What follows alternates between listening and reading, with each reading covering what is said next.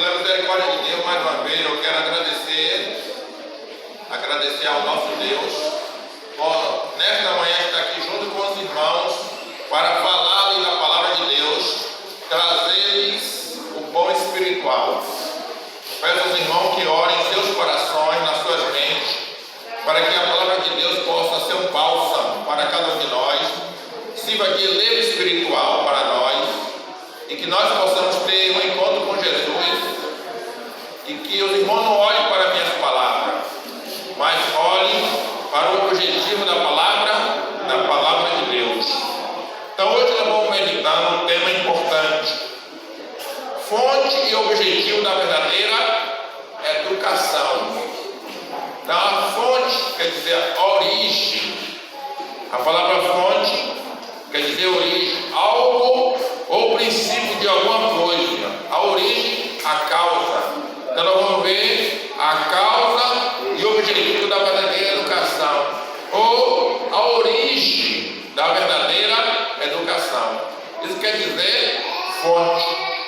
A palavra de Deus, como eu li aqui no versículo inicial, em Provérbios, no capítulo 9, no versículo 10, nos diz que o temor do Senhor é o princípio da sabedoria, e o conhecimento do santo é a prudência.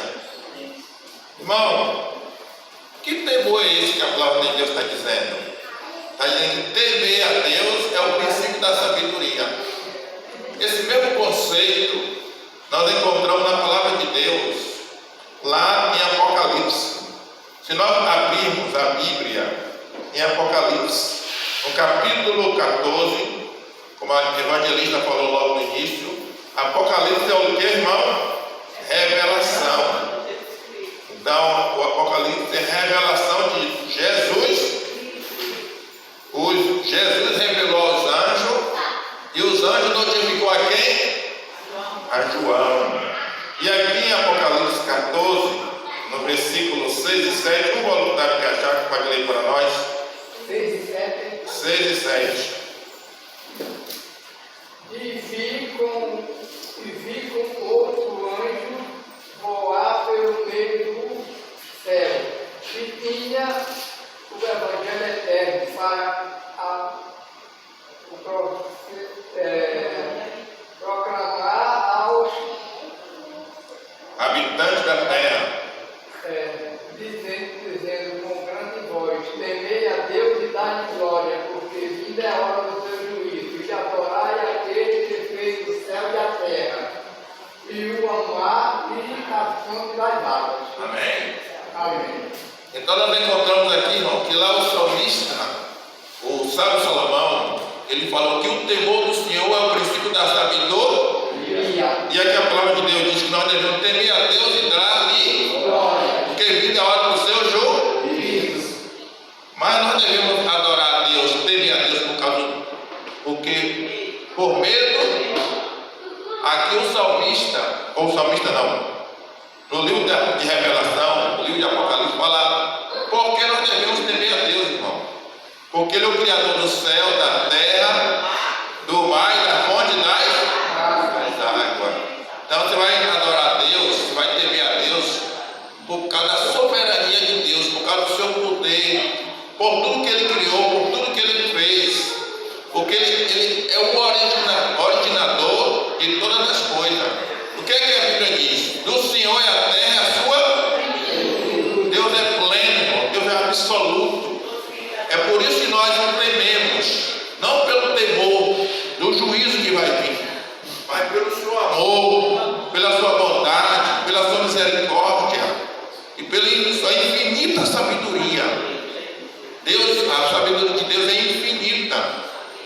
Ele projetou esse mundo, projetou o universo, criou cada um de nós, nos deu capacidade, nos deu entendimento. É por isso que nós o tememos, é por isso que nós o adoramos.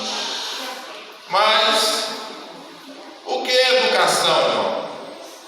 O que é educação? A Bíblia nos mostra um conceito de educação. Em Lucas, no capítulo 2, no versículo 40, nós lembramos como Maria educou Jesus.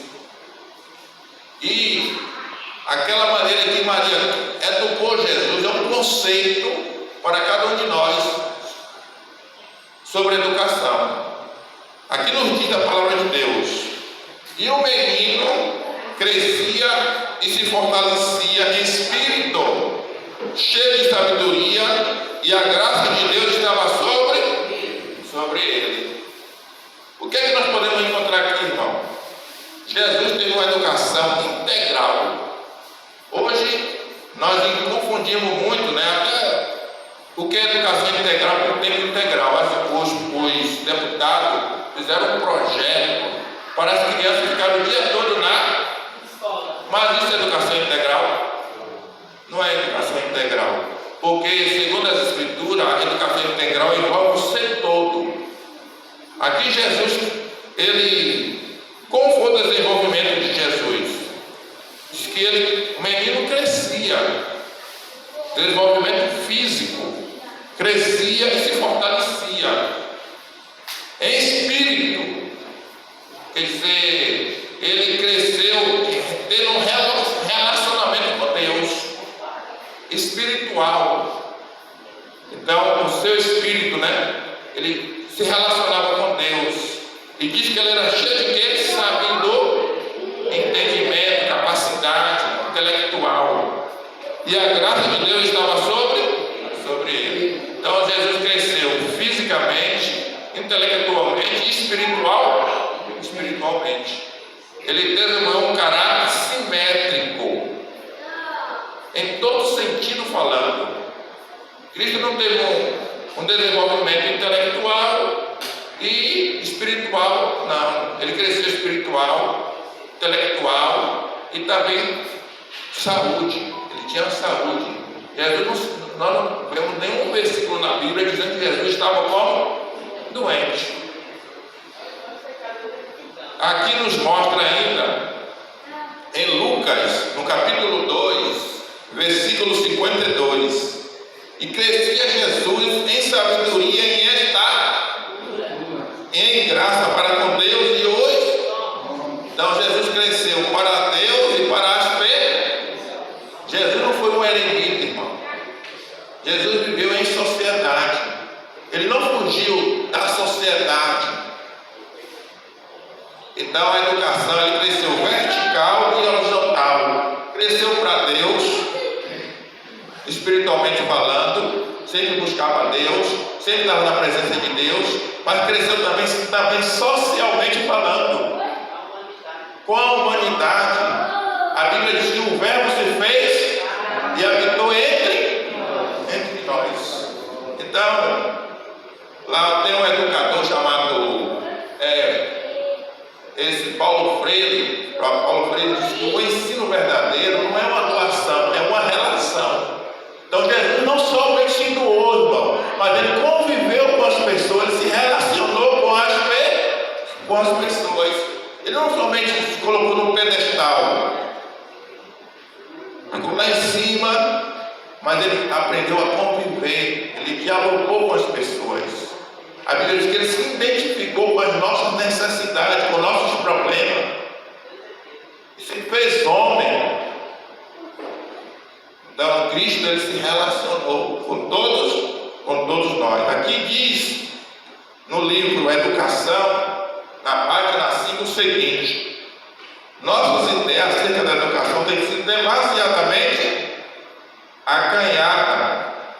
Há necessidade de um objetivo mais amplo e mais elevado. A verdadeira educação significa mais do que avançar em um certo curso de estudo. É muito mais do que a preparação para a vida presente.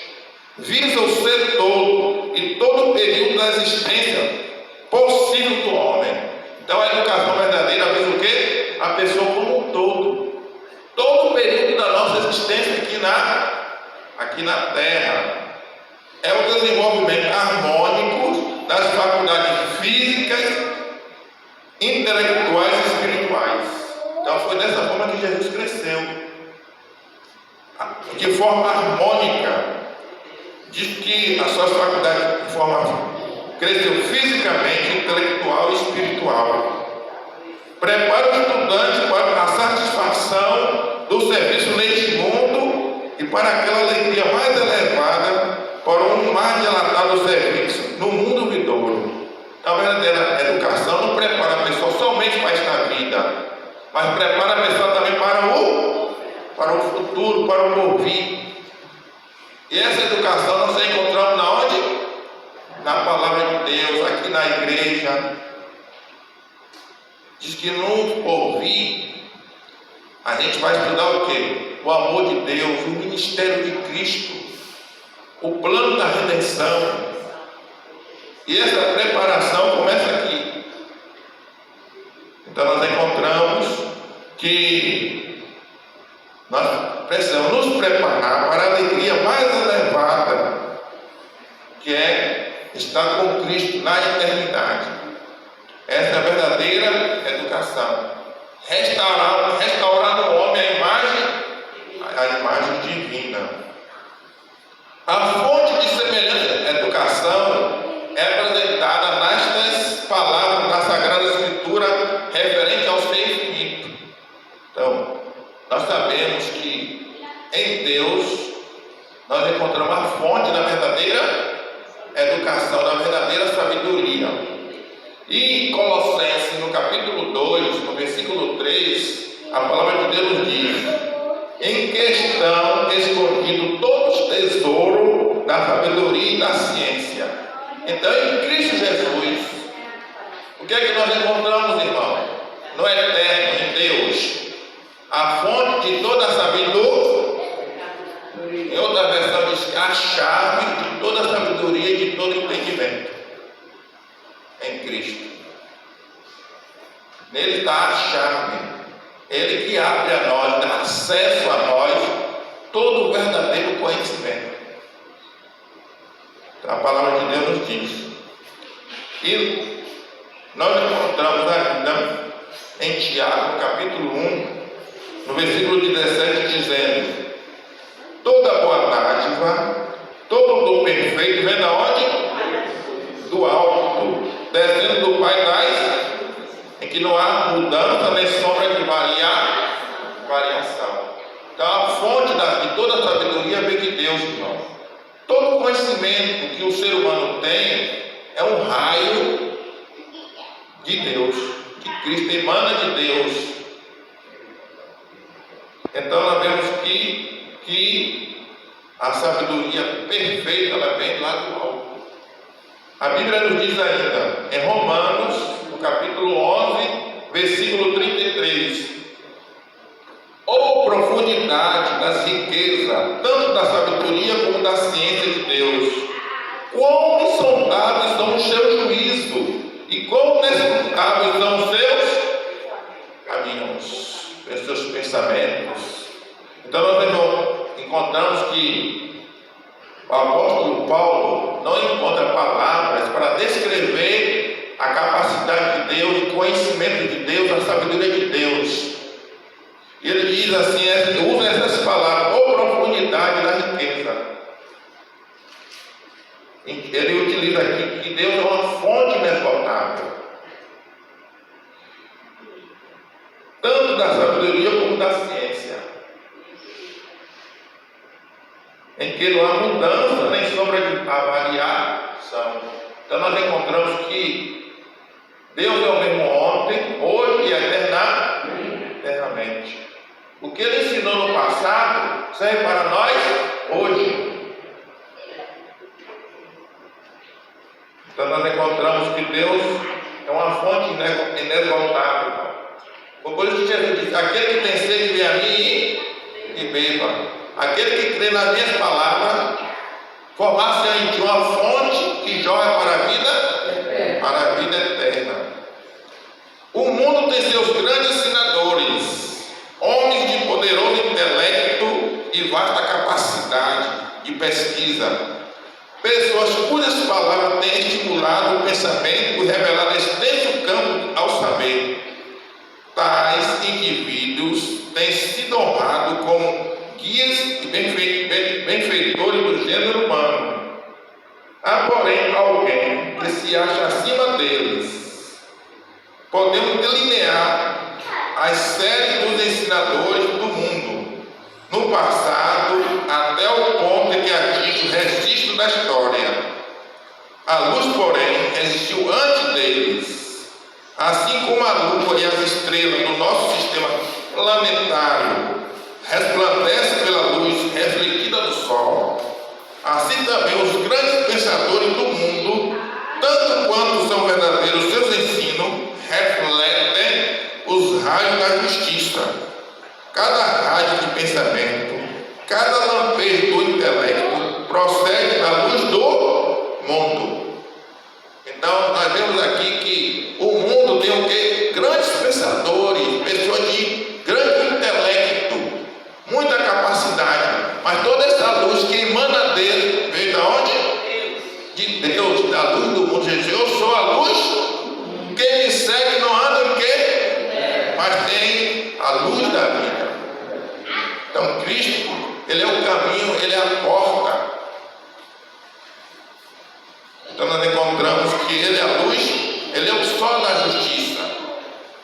Mas para vós que esperais no Senhor, nascerá o sol da justiça, trazendo salvação debaixo das vossas asas. Então Cristo é o sol da justiça, irmão. Nós somos refletores da sua luz. Somos satélites da luz que emana de Deus. Aqui nós encontramos ainda onde se encontra a natureza da educação de qualidade. Onde nós podemos encontrar a educação de qualidade, irmão? Provérbio 2, 6. Porque o Senhor dá o quê? Sabedoria. Da sua boca que vem o conhecimento e o entendimento. Então, quem é que dá sabedoria ao ser humano, irmão? É Deus. Deus que capacita o ser humano. Na sua mão a força, na sua mão é a poder. Ele enriquece, ele empobrece aquele que ele quer. Deus dá vida, Deus também tem o poder de tirar a vida. E ele capacita o ser humano. Todo saber de desenvolvimento real tem sua fonte no conhecimento de quem? De Deus. Então todo saber real, Deus é a fonte, irmão.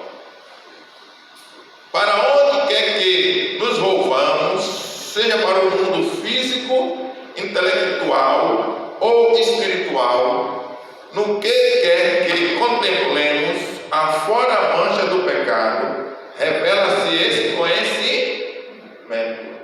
Então, aqui diz que quando nós olhamos para o mundo físico, o mundo intelectual, o mundo espiritual, em qualquer coisa que nós contemplemos, fora o pecado, nós podemos observar que isso advém de quem?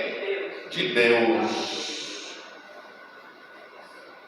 Qualquer que seja o ramo da pesquisa a que procedemos, com um sincero propósito de chegar à verdade, somos posto em contato com uma inteligência invisível e poderosa que opera tudo e através de tudo. Então nós temos um ser invisível que nós não vemos, que opera sobre todas as pessoas, sobre tudo e em todos. Então ele, esse ser invisível, que nos capacita. A mente humana é colocada em comunhão com a mente divina, o infinito com o infinito. O efeito de tal comunhão sobre o corpo e o espírito e a alma está além de toda estimativa. Então, quando nós nos unimos, nós somos seres finitos. Quando nós nos unimos ao infinito, isso está fora da nossa estimativa. Nós não temos capacidade de calcular o que Deus pode fazer por nós. Ele capacita os seres humanos, né? Quando nós entramos em comunhão com o divino, então nós precisamos estar em comunhão com Deus constantemente, em ligação com Deus, em sintonia com Deus, para que Ele nos capacite, para para que Ele nos dê sabedoria, nos dê inteligência, abra a nossa mente. Foi por isso que o sábio Salomão pediu a Deus sabedoria. Eu sou uma criança, Senhor, não sei nem como entrar, nem como sair diante desse grande povo. A teu servo dá o quê? Sabedoria, entendimento. E Deus se alegrou com o pedido de quem, irmão? De Salomão. Porque Salomão pediu o quê? Entendimento. E a Bíblia diz, irmão, que nós devemos procurar o entendimento, devemos procurar sabedoria mais do que ouro, mais do que prata.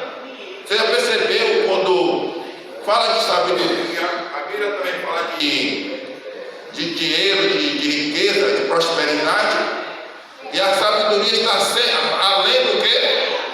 Além do ouro e da prata.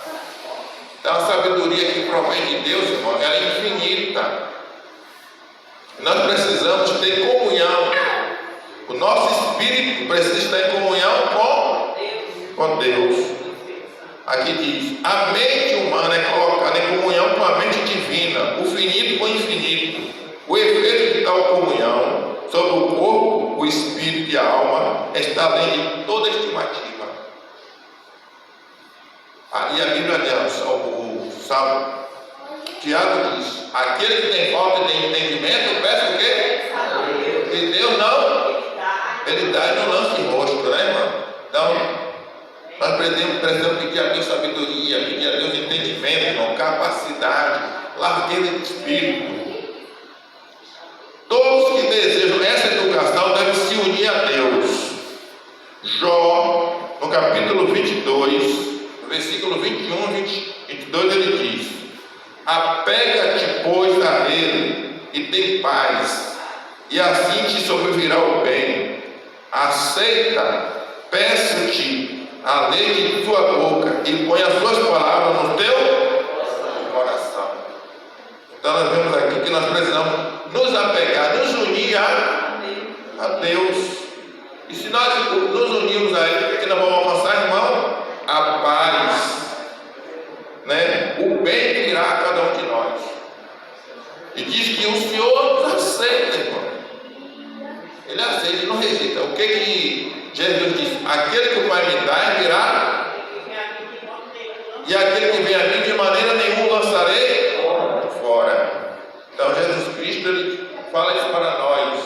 E nós precisamos nos achegar a Ele. Achegar a mim, eu vos achegarei a vós.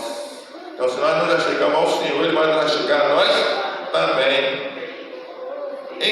Encontra-se nesta comunhão a mais elevada educação.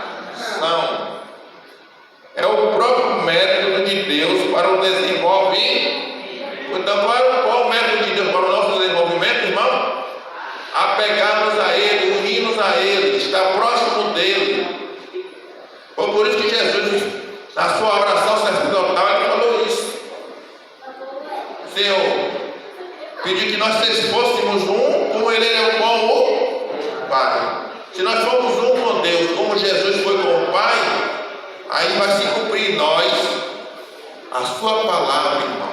O mundo vai ver em nós o que Deus viu. O mundo vai ver em nós o reflexo de Cristo, o reflexo de Deus. É sua mensagem à humanidade. Une, pois, a Deus. O método esboçado nessas palavras foi o seguido na educação de nosso pai, do pai de nossa raça. Era assim que Deus instruía Adão quando se achava no Éden, na glória da sua varonilidade impecável. A fim de compreendermos o que se acha envolvido na obra da educação, necessitamos considerar tanto a natureza do homem como o propósito de Deus ao criá-lo. Então, o que é que nós devemos estudar? A natureza humana e o objetivo de Deus ao criar cada um de nós. Aí nós vamos entender o propósito da educação. Entendeu? Aqui diz, a fim de compreender o que se acha envolvido na obra da educação, necessitamos compreender o que se acha envolvido na obra da educação. Necessitamos considerar tanto a natureza do homem como o propósito de Deus ao criá-lo. Então, qual foi o propósito de Deus a nos criar, irmão? Precisamos também considerar a mudança na condição do homem em virtude da entrada no conhecimento do mal e o plano de Deus para ainda cumprir seu glorioso propósito da educação da humanidade. Então Deus criou para que nós fôssemos a obra coroadora da criação, para glorificar o nome.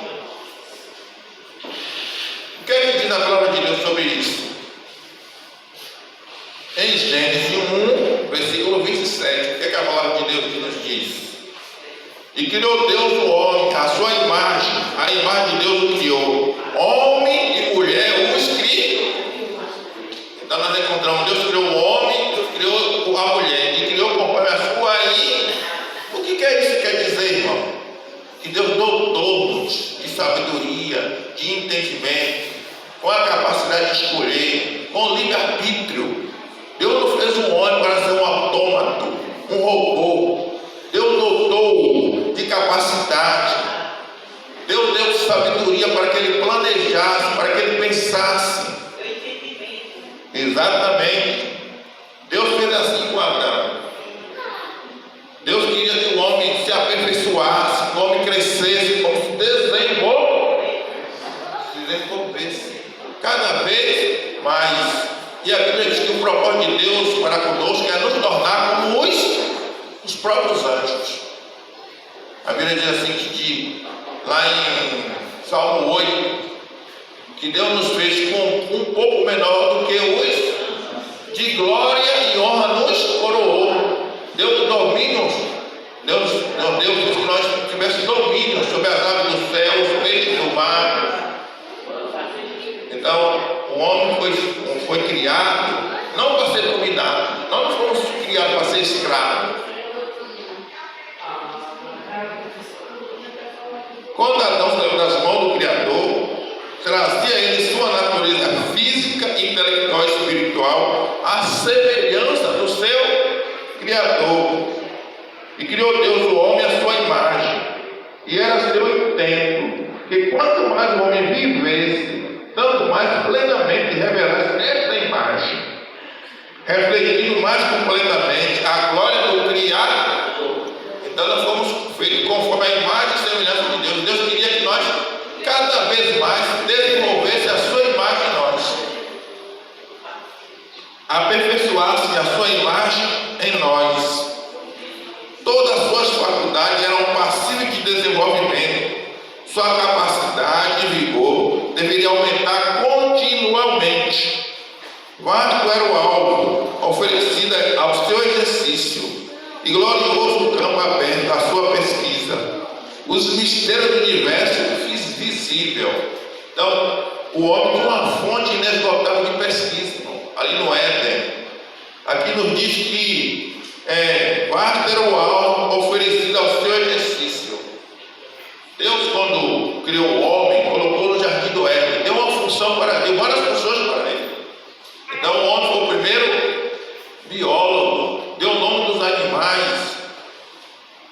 Então o homem ia crescer, desenvolver constantemente. Esse era o objetivo de Deus. E a Bíblia diz que o homem ele tinha um compêndio, né? Aqui diz, qual era o compêndio de estudo de Adão e Eva, irmão? Em Jó 37:16, na segunda parte diz, e das maravilhas daquele que é perfeito nos conhecimentos. A fonte de conhecimento dele era o próprio Deus. Diz que na viração do dia, Deus vinha e conversava com o homem, dialogava com ele, o instruía. Assim como Jesus fez com os discípulos, irmão, 3 anos e meio, ali, conversando com ele, dialogando com ele, indicando-lhe o caminho, orientando-os. Assim Jesus vinha na viração do dia e dialogava com Adão e Eva. Eles aprendiam daquele que é perfeito no conhecimento. Deus é perfeito em quê? No conhecimento. Aqui diz a palavra, convidava o homem ao estudo. Diz que Deus convidava o homem ao estudo. Aquela comunhão com seu Criador, face a face, e toda íntima, era o seu privilégio. Olha que privilégio. Só que Deus vai restaurar isso para nós, irmão. Eu acho maravilhoso quando nós lemos lá em Isaías 66, 23 e 24, que diz, de um sábado a outro sábado, esse que criou para Israel, novo céu e nova terra. De um sábado a outro sábado, de uma lua a outra lua nova, irá toda a face adorar perante mim, diz o Senhor Todo-Poderoso. Então, Deus, Ele quer isso por nós, que nós o adoremos, que nós estejamos perto dele. Houvesse ele permanecido fiel a Deus, e tudo que isto teria sido para sempre, através dos séculos infindáveis, teria ele continuado a obter novos tesouros de conhecimento, a descobrir novas fontes de felicidade e a alcançar a concepção cada vez mais clara da sabedoria, do poder e do amor de Deus. Mais e mais amplamente teria ele cumprido o objetivo de sua criação. Mais e mais teria ele refletido a glória do Criador. Então, se ele tivesse permanecido no propósito de Deus, se não tivesse transmitido, ele ia refletir mais e mais a glória do Criador. Todavia, o que a desobediência causou? A desobediência causou conflitos terríveis, obstáculos. Em Eclesiastes, capítulo 7, versículo 9, o que ele diz? Esse aqui, o que tão somente achei, que Deus fez um homem reto, porém ele buscar muitas astúcias, né? Lá tem uma versão que outra versão que ele fez muitas invenções. Então Deus criou o homem reto, mas o pecado fez com que o homem se corrompesse, né? Os atributos satânicos passou a habitar no ser humano, porque o pecado degenerou a raça humana. Diz que o pecado quase obliterou, quase arrancou a imagem divina do homem. Aqui diz em Gênesis 3, 7 a 10. Então foram abertos os olhos de ambos, e conheceram que estavam como nus, e colheram folha de figueira, e fizeram para si aventais,